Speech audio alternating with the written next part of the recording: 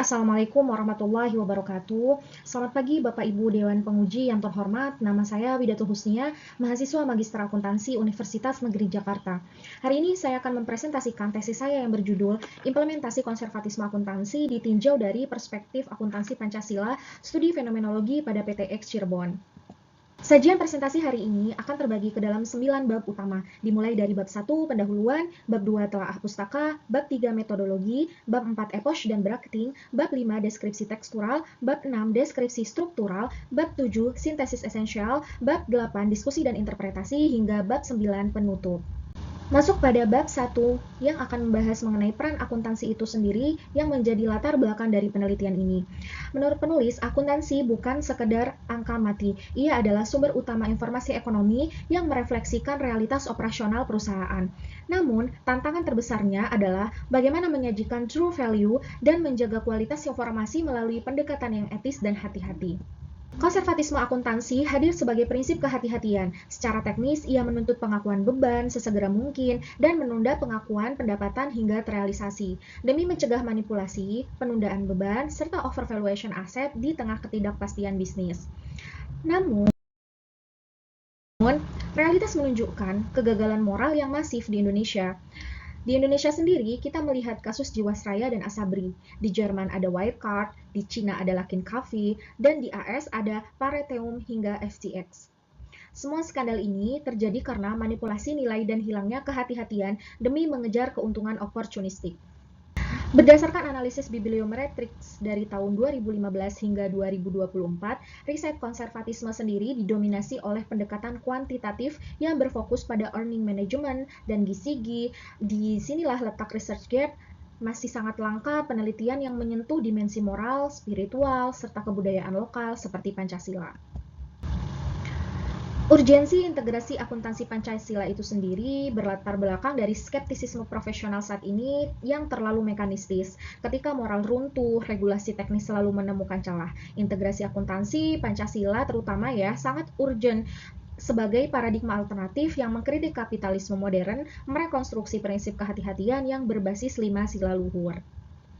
Bagaimana konteks penelitian pada PTX Cirebon? PTX Cirebon sendiri dipilih karena merepresentasikan dinamika bisnis lokal yang tinggi dengan tekanan performa yang rentan memicu distorsi informasi. Itu sudah pasti. Melalui pendekatan fenomenologi, saya ingin menggali bagaimana nilai-nilai etis internal mereka mampu menjembatani praktik akuntansi dengan moralitas lokal.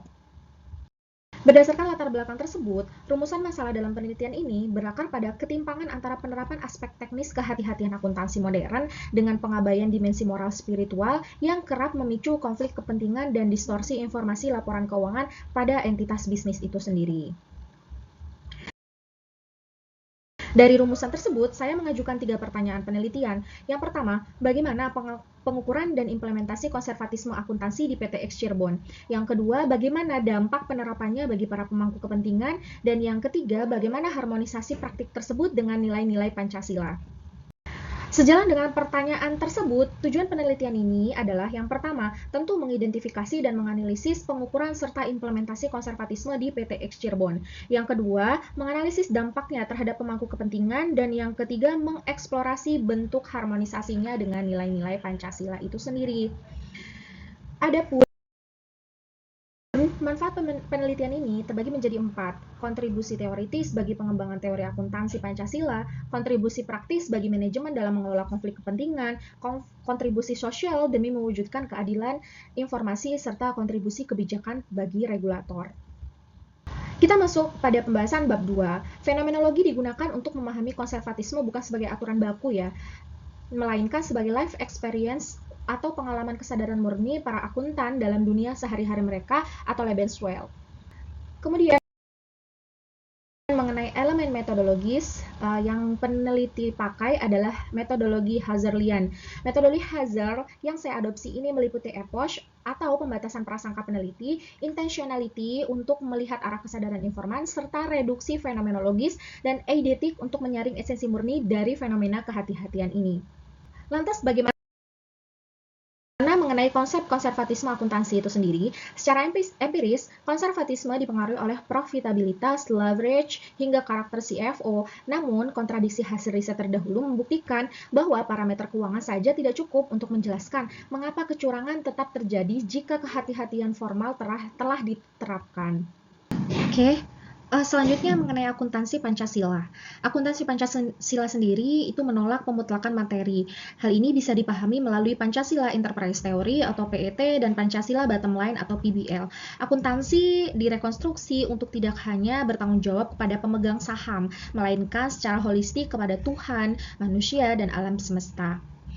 Dilihat dari perkembangan pemikiran akuntansi Pancasila, kita lihat dari tahun 2015 hingga 2025 menunjukkan evolusi yang pesat, mulai dari peletakan fondasi teoritis, kemudian integrasi nilai syariah, etika digital, hingga transparansi tata kelola BUMN dan aset kripto dalam konteks modern.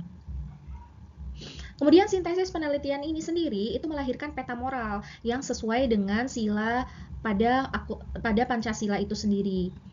Oke, selanjutnya mengenai peta moral dari Pancasila itu sendiri, di mana kita tahu bahwasannya pengalaman, penghayatan, pengamalan, dan penghayatan dari 45 butir Pancasila yang tertuang dalam Ketetapan MPR RI nomor 18 tahun 1998 dan ditetapkan masih berlaku hingga 2023, di mana pada sila pertama ketuhanan itu yang relevan dengan konservatisme yaitu dari nilai kehati-hatian, di mana kehati-hatian ini didefinisikan tindakan moral yang berbasis integritas dan kejujuran. Kemudian dia itu menolak manipulasi melalui konservatisme oportunistik, misalnya seperti penundaan pendapatan untuk keuntungan tertentu. Kemudian mengenai konservatisme sendiri itu dipahami mengenai tindakan etis bukan alat distorsi. Kemudian di peta moral yang sila kedua yaitu mengenai kemanusiaan, di mana penilaian keuangan mempertimbangkan martabat dan kesejahteraan manusia. Keputusan konservatif dievaluasi dampak sosialnya bagi karyawan, pemasok, maupun masyarakat. Kemudian yang terakhir yaitu melindungi pemangku kepentingan dari ekspektasi berlebihan dan informasi menyesatkan. Pada sila ketiga, yakni persatuan, konservatisme itu dimaksudkan untuk menjaga stabilitas dan kepercayaan publik. Tidak boleh hanya melindungi kepentingan kelompok tertentu saja.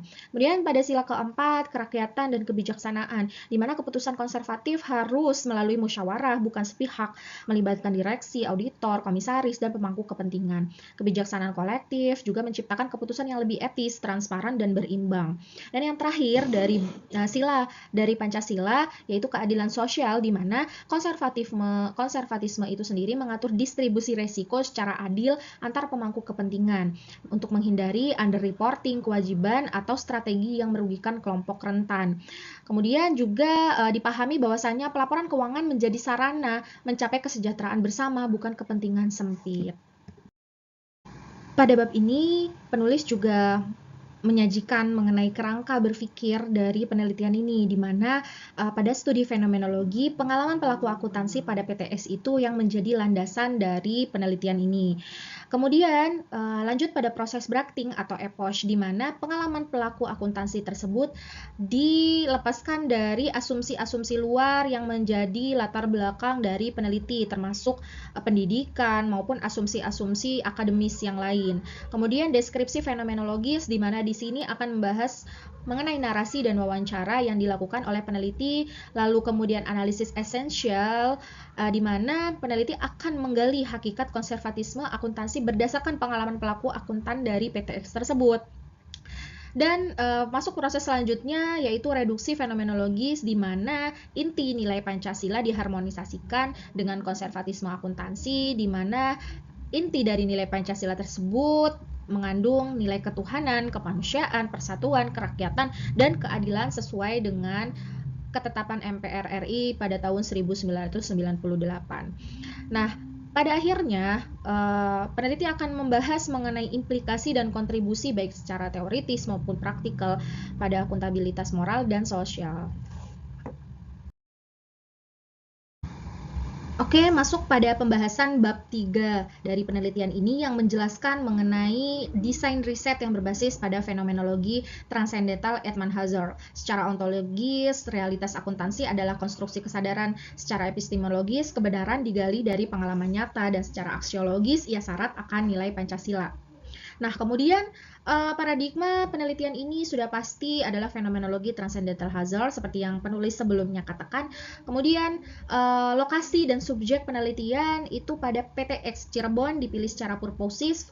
Kemudian informan utama itu kepala bagian akuntansi atau keuangan, kemudian staf akuntansi senior, staf keuangan senior juga, ataupun manajemen terkait kebijakan pelaporan. Adapun kriteria informannya yaitu yang pertama terlibat langsung dalam pelaporan, pengalaman bekerja lebih dari atau sama dengan 3 tahun. Kemudian mampu merefleksikan etis dan profesional dan bersedia menjadi partisipan. Kemudian penulis juga menyajikan informan pendukung, terdiri dari 2 akademisi, ahli etika dan akuntansi Pancasila, konseptual, kemudian sama akademisi dari positivistik, seperti itu. Oke, lanjut. Data dikumpulkan melalui 3 teknik. Yang pertama, wawancara mendalam yang semi terstruktur untuk memanen narasi etis, kemudian observasi non-partisipan terhadap perilaku kerja harian, serta dokumentasi berupa laporan keuangan dan SOP perusahaan jika nanti diizinkan untuk dipublikasikan. Kemudian bagaimana mengenai prosedur analisis data? Analisis data mengikuti 6 tahapan ketat dari Husserlian, dimulai dari melakukan epoch, horizontalization, memberikan bobot setara pada setiap pernyataan, kemudian melakukan klasterisasi unit makna, hingga menyusun deskripsi tekstural dan struktural untuk mencapai sintesis esensial.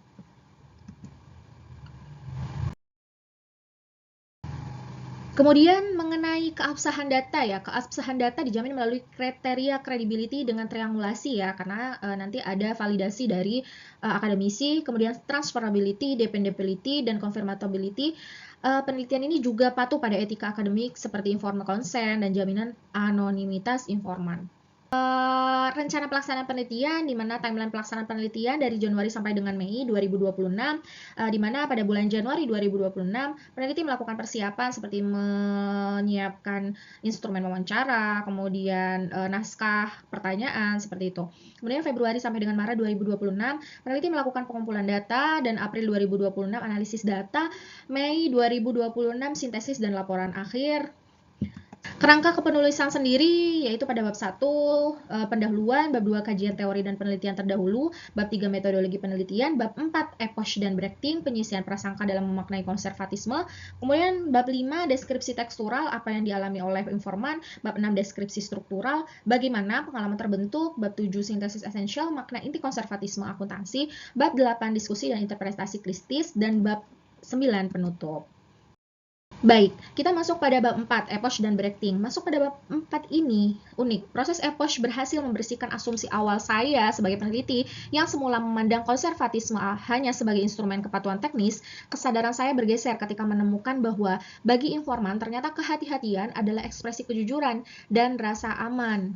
Pembentukan kesadaran fenomenologis peneliti sendiri, di mana temuan reflektif peneliti yang pertama itu informan lebih banyak berbicara tentang kejujuran, tanggung jawab, rasa aman, kepercayaan, perlindungan terhadap pihak lain. Nah, ini berarti konservatisme itu tidak hanya dipahami sebagai kepatuhan teknis, tetapi juga sebagai praktik moral dan sosial. Nah, kemudian perubahan kesadaran peneliti sendiri sebelum epoch, itu yang pertama fokus pada teknik pelaporan, baik akses terhadap laporan keuangan dan bagaimana teknis pencadangannya gitu. Nah, setelah epoch ternyata fokus pada pengalaman informan ya, yang ternyata peneliti temukan itu tidak hanya berbicara mengenai teknis. Nah, kemudian kepatuhan terhadap standar sendiri itu peneliti hanya menyadari bahwasannya konservatisme itu hanyalah sebuah kepatuhan gitu. Nah, ternyata setelah epoch bisa jadi tanggung jawab sosial. Kemudian mengenai orientasi ekonomi, ternyata setelah epoch itu bisa jadi orientasi kemanusiaan. Kemudian sebelum epoch, Pancasila sebagai alat penilaian, ternyata Pancasila itu sebagai horizon kehidupan. Bisa jadi orang tidak tahu Pancasila, tapi sebenarnya dalam kehidupan sehari-hari mereka mengamalkan Pancasila seperti itu. Sehingga menimbulkan esensi kesadaran murni bahwasanya konservatisme itu dipahami sebagai praktik kehati-hatian yang tidak hanya melindungi kepentingan ekonomi perusahaan, tetapi juga menjaga kepercayaan, keadilan, dan tanggung jawab sosial yang selaras dengan nilai-nilai Pancasila itu sendiri. Masuk kepada bab 5 ya. Bab 5 memotret mengenai deskripsi tekstural mengenai apa sebenarnya yang dialami oleh informan. Mereka mengalami tekanan nyata akibat ketidakpastian bisnis, ketegangan target, serta dilema moral. Muncul kecemasan profesional jika laporan keuangan yang disajikan berpotensi menyesatkan pembaca. Ditambah lagi dengan kondisi ekonomi saat ini. Mereka menyatakan bahwasannya semua laporan itu akan berdampak kepada kepentingan mereka gitu, sehingga penulis memplotkan ke dalam tujuh bahasan di mana ada tekanan dan realitas bisnis target, kemudian ternyata konservatisme itu sebagai tanggung jawab sosial, kejujuran sebagai kesadaran moral spiritual, dan ketidakpastian usaha dan kehati-hatian, dilema moral dan ketakutan profesional, musyawarah dan pertimbangan kolektif, ambiguitas konservatisme. Penulis memetakan ketujuh makna ini gitu ya, ternyata yang dialami oleh para informan, sehingga menghasilkan makna bagi peneliti bahwasanya konservatisme akuntansi itu dipahami bukan hanya sekadar prosedur teknis, melainkan pengalaman profesional yang dipengaruhi oleh ketidakpastian usaha, tekanan organisasi, tanggung jawab sosial, musyawarah, dan nilai kejujuran. Kemudian bagaimana pembahasan di bab 6, di mana bab 6 ini menunjukkan bagaimana pengalaman tersebut terbentuk. Pengalaman kehati-hatian ini ternyata lahir karena internalisasi nilai Pancasila meskipun tidak diucapkan secara eksplisit gitu. Kemudian ada budaya kekeluargaan juga yang erat di PTX, dan para akuntan itu menyadari bahwa angka yang mereka tulis itu berdampak langsung pada nasib hidup rekan kerja. Sehingga peneliti memplotkan kelima struktural ini yang menjadi latar belakang mereka melakukan konservatisme gitu. Yang pertama itu ketidakpastian organisasi dan tanggung jawab sosial. Seperti yang tadi, fluktuasi usaha, seperti itu. Ada relasi sosial, kedekatan personal, dan kolektivitas. Ini yang menunjukkan bahwasannya struktur yang ada di PTX ini adalah kekeluargaan gitu. Kemudian yang ketiga itu tekanan moral dan refleksi etis profesional. Ini juga menunjukkan Pancasila banget gitu ya. Kemudian yang keempat, tarik-menarik kepentingan dan potensi distorsi gitu ya. Sebenarnya tekanan target itu memang sangat urgent gitu ya, dan itu hubungannya dengan citra perusahaan juga gitu yang berpotensi menimbulkan ambiguitas dalam praktik konservatisme gitu. Kemudian yang terakhir itu internalisasi nilai-nilai akuntansi Pancasila, dimana tanpa mereka sadar pun ada akuntansi yang namanya akuntansi Pancasila, tapi mereka itu dalam hidup itu ternyata memang mengamalkan nilai kejujuran, musyawarah, kepedulian, dan keadilan seperti itu. Nah, sehingga peneliti mengambil ini ya, deskripsi struktural ini, konservatisme itu dipahami sebagai bentuk amanah dan tanggung jawab sosial gitu. Nilai-nilai Pancasila menjadi kompas moral juga dalam pengambilan keputusan akuntansi gitu. Sehingga menghasilkan suatu sintesis deskripsi struktural bahwasanya pengalaman konservatisme akuntansi tidak terbentuk semata karena kepatuhan terhadap standar, meskipun memang standar itu ada, tapi tidak semata hanya dipengaruhi oleh itu gitu, melainkan melalui ketidakpastian organisasi, kemudian relasi sosial juga mempengaruhi, tekanan moral juga, konflik kepentingan juga, dan internalisasi nilai yang selaras dengan akuntansi Pancasila seperti itu. Lanjut di bab 7 mengenai sintesis esensial. Di bab 7 ini menyimpulkan esensi terdalam dari fenomena ini. Konservatisme akuntansi pada hakikatnya bukan sekedar rumus matematika keuangan atau aturan PSAK. Memang benar gitu. Tapi para akuntan menyadari bahwa angka yang mereka tulis itu berdampak langsung pada nasib hidup dia ataupun pada nasib hidup rekan kerja gitu. Oleh karenanya, dari pengalaman konservatisme tersebut bisa disintesiskan bahwasannya konservatisme itu tidak dimaknai semata sebagai prinsip kehati-hatian teknis dalam pelaporan keuangan, tapi menunjukkan bahwasanya pengalaman informan itu kesadaran moral adalah kesadaran moral dan tanggung jawab kemanusiaan. Lantas bagaimana mengenai konservatisme akuntansi Pancasilais itu sendiri gitu. Nah, harmonisasi dengan nilai-nilai Pancasila, yang pertama tentu ketuhanan ya, yang menjunjung tinggi kejujuran, amanah, integritas. Kemudian yang kedua, kemanusiaan. Udah pasti perlindungan terhadap sesama, persatuan menjaga harmoni organisasi, kerakyatan, musyawarah dan kebijaksanaan kolektif, dan keadilan sosial sebagai informasi dan keseimbangan kepentingan. Sehingga penulis menemukan makna inti konservatisme Pancasilais itu adalah kehati-hatian dipadukan dengan nilai moral dan sosial gitu. Kemudian yang menyimpulkan temuan utama dari penelitian ini yaitu konservatisme akuntansi Pancasila merupakan praktik kehati-hatian yang berlandaskan pada nilai ketuhanan, kemanusiaan, persatuan, kerakyatan, dan keadilan. Sehingga implikasinya, konservatisme tidak hanya berfungsi sebagai mekanisme teknis, praktik akuntansi perlu mempertimbangkan dimensi moral, sosial, dan kemanusiaan. Masuk kepada bab 8 mengenai diskusi dan interpretasi, di mana ini banyak membahas bagaimana integrasi nilai-nilai Pancasila ini. Itu dalam bingkai Pancasila sebenarnya kehati-hatian bertransformasi, bukan menafikan teknis juga gitu. Sila pertama menjadikannya amanah sebagai Tuhan, sila kedua dan tiga melindungi nasib karyawan serta stabilitas entitas, sila keempat mengedepankan musyawarah mufakat tim, dan sila kelima menjamin hak keadilan informasi bagi semua pihak. Menurut paradigma positivistik, konservatisme dipandang sebagai mekanisme efisiensi ekonomi, pengurangan konflik keagenan, pengendali risiko dan litigasi, dan alat meminimalkan asimetri informasi. Sehingga bisa disimpulkan bahwasanya paradigma positivistik itu fokus utamanya yaitu rasionalitas ekonomi dan kepentingan kontraktual. Kemudian ada juga peneliti setelah melakukan triangulasi, akademisi gitu ya. Peneliti menemukan bahwasanya ada tensi gitu antara paradigma positivistik dan paradigma interpretif fenomenologis, di mana paradigma interpretif fenomenologis ini memandang bahwasanya konservatisme dipahami sebagai pengalaman moral atau life experience, tidak bisa hanya dilihat dari angka gitu ya. Kemudian pengalaman moral life experience ini menghadirkan kesadaran etis dan tanggung jawab sosial gitu. Dimana hal ini ya sudah tentu sejalan dengan Pancasila, seperti itu, bentuk perlindungan terhadap manusia di balik angka gitu. Nah, dari sini bisa terlihat bahwasanya angka ini tidak dinafikan 100%, tapi sebagai bentuk impact gitu ya, implikasi gitu ya. Apa yang melatar belakangi itu bisa dipahami dari life experience sehingga menghasilkan suatu angka gitu. Praktik kehati-hatian yang dipengaruhi nilai dan relasi sosial, udah pasti gitu. Sehingga dari sintesis penelitian ini konservatisme ini memiliki dua dimensi, di mana dimensi objektif itu menilai suatu dari kebijakan, angka, dan standar akuntansi, dan dimensi intersubjektif itu mengedepankan makna, moral, empati, dan tanggung jawab. Sehingga yang saya peneliti katakan bahwasanya fenomenologi secara objektif atau paradigma positivistik itu tidak menggantikan, tidak dinafikan gitu ya, tapi hal itu menjadi impact atau akibat, atau orang menuliskan angka 1, 2, 3 itu di latar belakangi oleh apa gitu.